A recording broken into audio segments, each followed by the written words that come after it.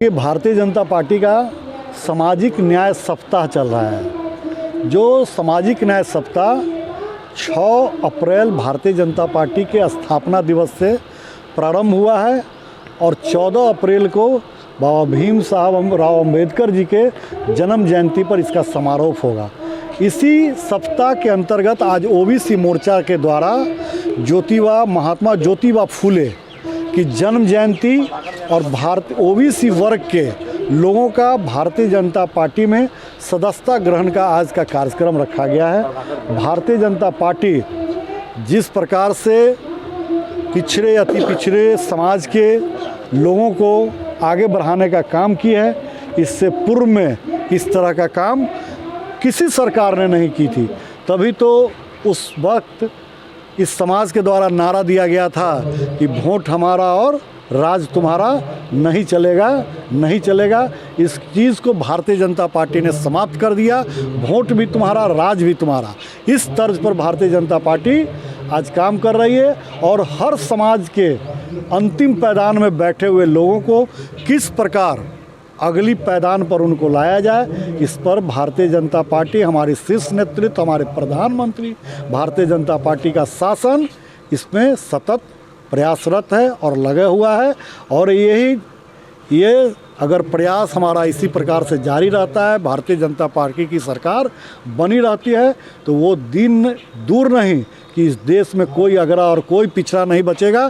पूरा देश एक समान हो जाएगा और एक जो अच्छे भारतवर्ष की परिकल्पना है, उस परिकल्पना को पूरा करने का काम होगा। भारत माता को परम वैभव पर पहुंचाने का हम लोग काम करेंगे। श्री योग वेदांत सेवा समिति द्वारा परम पूज्य संत आसाराम जी बापू का 87वां अवतरण दिवस के अवसर पर शहनाई विवाह भवन ओरिएंट क्लब अघोरिया बाजार में एक महा सत्संग का आयोजन किया गया। इस सत्संग में गुरु महिमा सहित भजनों की विशाल श्रृंखला प्रस्तुत की गई। सत्संग का संचालन समिति के उपाध्यक्ष राघेंद्र भाई और मार्गदर्शन सचिव जितेंद्र कुमार सिंह ने किया। चंद्रभूषण वर्मा और हरीश कुमार ने महाआरती की तो संस्था के महामंत्री प्रभात कुमार प्रभाकर ने संस्था का वार्षिक प्रतिवेदन प्रस्तुत करते हुए संस्था के आगामी कार्यक्रमों पर प्रकाश डाला।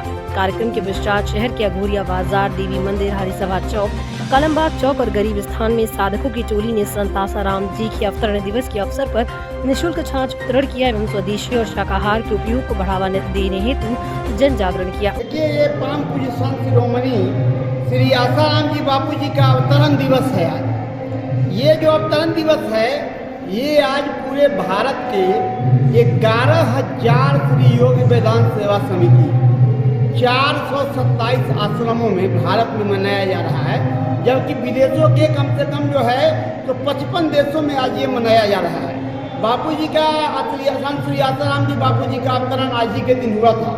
हिंदी तिथि के हिसाब से हम लोग इसको मनाते हैं और इस उपलक्ष्य में बापू जी द्वारा जो बताए गए मार्ग हैं कि हमको स्वस्थ जीवन, सुखी जीवन और सम्मानित जीवन की ओर बढ़ना है, ईश्वर से साक्षात्कार करना है, इसी कार्यक्रम में हम लोग लगे हुए हैं। हम लोग उनके शिष्य परिवार के हैं, हरिओम परिवार है हमारा, और श्री योग वेदांत सेवा समिति मुजफ्फरपुर के तत्वावधान में आज ये कार्यक्रम यहाँ अभी सत्संग और भंडारे का आयोजन है।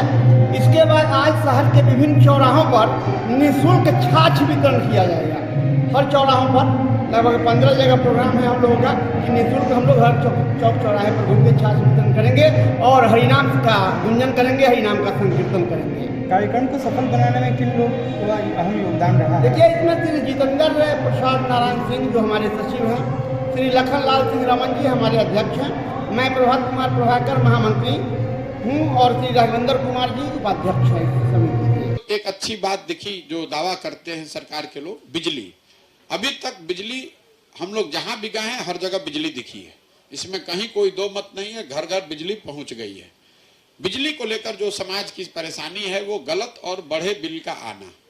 हर गांव में लोग ऐसे मिलते हैं जो बताते हैं कि उनकी नजर में उनका जो बिल आ रहा है वो बहुत बढ़ के आ रहा है, ज्यादा आ रहा है या गलत आ रहा है।